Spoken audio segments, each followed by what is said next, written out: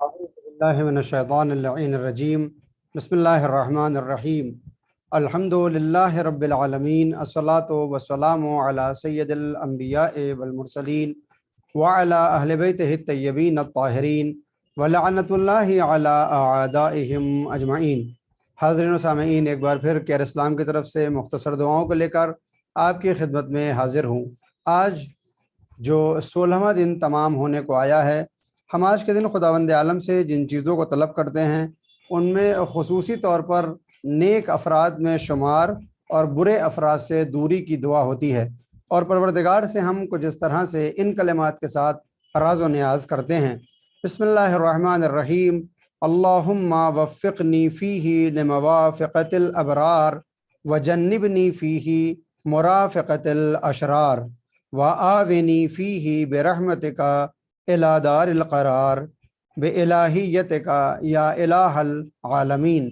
بار الہ، اس مہینے میں مجھ کو نیک کار لوگوں کے ساتھ قرار دے اور بدکردار لوگوں کی رفاقت یعنی دوستی سے بچا، اور اس مہینے میں مجھ کو اپنی رحمت سے پناہ دے۔ اے اس عالم جاویدانی میں اے تمام جہانوں کے خدا، تجھ کو واسطہ ہے تیری خدائی کا۔ ہم آج کے دن، میں نے جیسا ذکر کیا کہ نیک کاروں میں اپنا شمار چاہتے ہیں، برے افراد سے بچنا چاہتے ہیں۔ کون ہیں نیک کار افراد جن کو قرآن میں اور احادیث میں، روایات میں ابرار کے نام سے یاد کیا جاتا ہے، اور برے افراد کو اشرار کے نام سے یاد کیا جاتا ہے؟ ابرار وہ افراد ہوتے ہیں کہ جو خدا سے نزدیک اور نعمات خدا میں غرق ہوا کرتے ہیں، اور ان کی طینت پاکیزہ اور ان کے وجود سے ہر انسان کو فائدہ ملنے والا ہوتا ہے۔ جبکہ اشرار وہ افراد ہیں کہ جن کے اوپر اللہ کا عتاب نازل ہوا کرتا ہے، اور یہ شیطان کے بھائی کہ جن کے وجود سے کسی کو بھی کوئی فائدہ نہیں پہنچتا، بلکہ وہ دوسروں کو ضرر ہی پہنچایا کرتے ہیں۔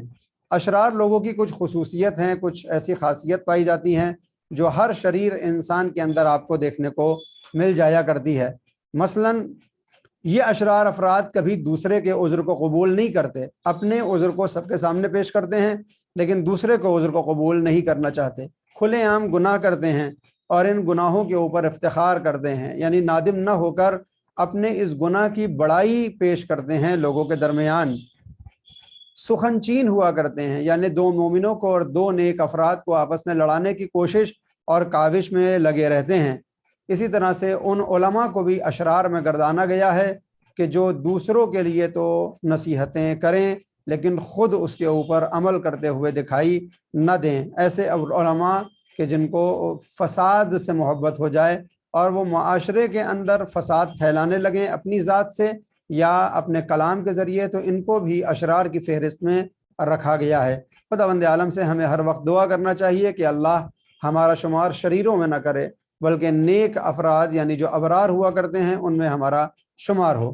اس دعا کے ساتھ ہی جیسا کہ آپ کے علم میں ہے کہ ہم آہستہ آہستہ شب 17 میں ماہ رمضان یعنی 17ویں رمضان کی شب کی طرف وارد ہو رہے ہیں۔ 17 ماہ رمضان مبارک جو منسوب ہے جنگ بدر سے، اور آج آنے والی رات وہ بابرکت رات ہے کہ جس رات پیغمبر اسلام نے اپنے چاہنے والوں کو رات بھر جاگنے کا حکم دیا اور یہ فرمایا کہ تم دعا کرو، اللہ سے راز و نیاز کرو تاکہ کل جنگ کے میدان میں تم کامیاب و کامران ہو جاؤ۔ اور یہی وہ آج کی رات ہوگی کہ جس میں پیغمبر اسلام کے صرف 313 افراد اپنے اخلاص اور اپنے ارادے کی مضبوطی کی بنیاد پر ان 1000 کے کفار کے لشکر سے لڑ جائیں گے کہ جو پوری تجہیزات کے ساتھ میدان جنگ میں آنے والے ہیں، لیکن فتح مسلمانوں کے نصیب میں خداوند عالم لکھ دیا کرے گا اور جنگ بدر بھی مسلمان فتح کر لیں گے۔ اسلام کی پہلی جنگ کا نام ہے جنگ بدر، اس کے متعلق میں آج کچھ بیان کرنا چاہتا ہوں۔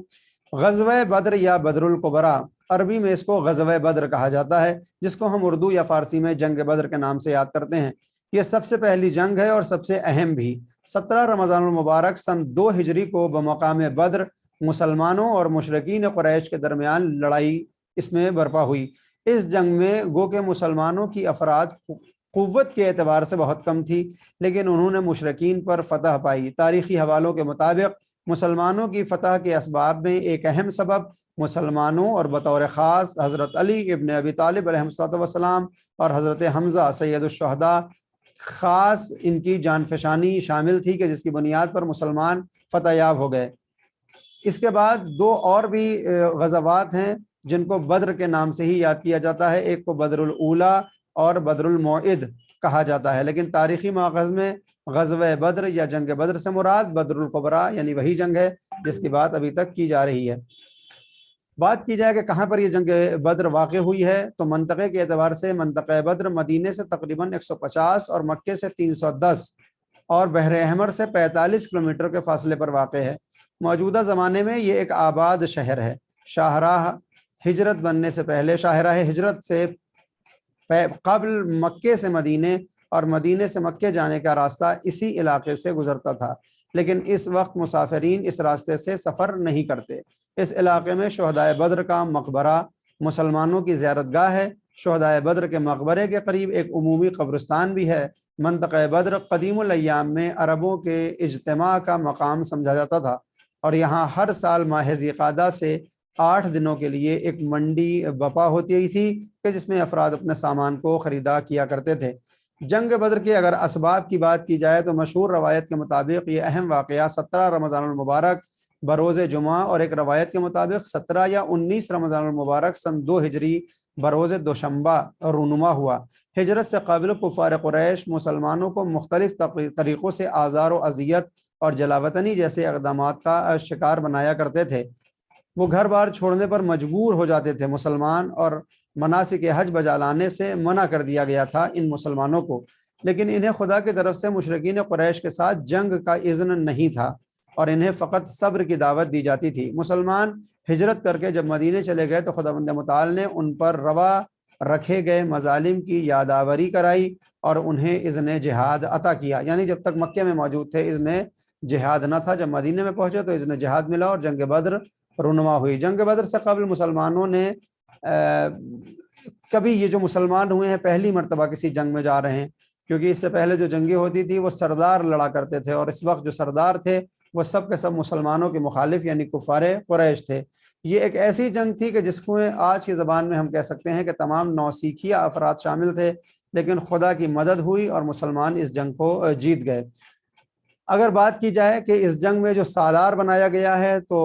اس طرف سے یعنی کفار کی طرف سے ابو سفیان سالار ہے، جس کو شام میں اطلاع ملتی ہے کہ مسلمان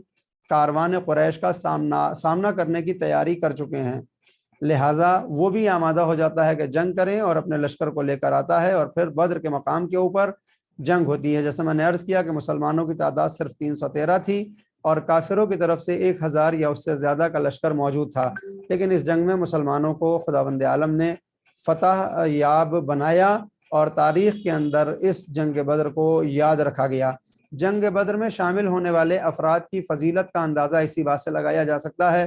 کہ پیغمبر اسلام اور ان کے بعد بھی جن افراد نے مکے میں جو ایمان لے آئے ان کا ایک مرتبہ ہوتا تھا، لیکن جو افراد مدینے میں ایمان لانے والوں میں سے تھے ان میں سب سے پہلے ان کو اہمیت حاصل ہوتی تھی جنہوں نے جنگ بدر میں شرکت کی، یعنی ایک طرح سے ایمان کا یہ نشانہ سمجھا جاتا تھا کہ مسلمان کے جب کمزور حالت میں تھے اس وقت بھی یہ افراد مسلمانوں کا ساتھ دینے کے لیے آئے، یعنی ان کا ایمان قوی تھا۔ لہٰذا بدر میں شامل ہونے والے اور شہید ہونے والے شہداء کا مرتبہ بے حد بلند اور بالا ہے۔ خداوند عالم سے دعا ہے کہ جس طرح سے اس موقع کے اوپر ظالم اور باطل طاقتیں شکست سے دوچار ہوئیں اور حق کا پرچم لہرا گیا، انشاءاللہ پھر ایک مرتبہ اگر موقع ہو تو پھر وہی قصہ دہرایا جائے اور حق کا پرچم بلند ہو اور شر کا پرچم نیست و نابود ہو جائے۔ ہم بھی منتظر ہیں کہ ایک مرتبہ پھر امام زمان علیہ الصلوۃ والسلام اجل اللہ تعالیٰ فرجہ شریف آپ ظہور فرمائیں اور ہم اپنے ایمان کے ساتھ اس تیاری کے لیے اپنے آپ کو آمادہ رکھیں کہ جس تیاری کے لیے ہر وقت معصومین علیہ الصلوۃ والسلام نے حکم دیا ہے۔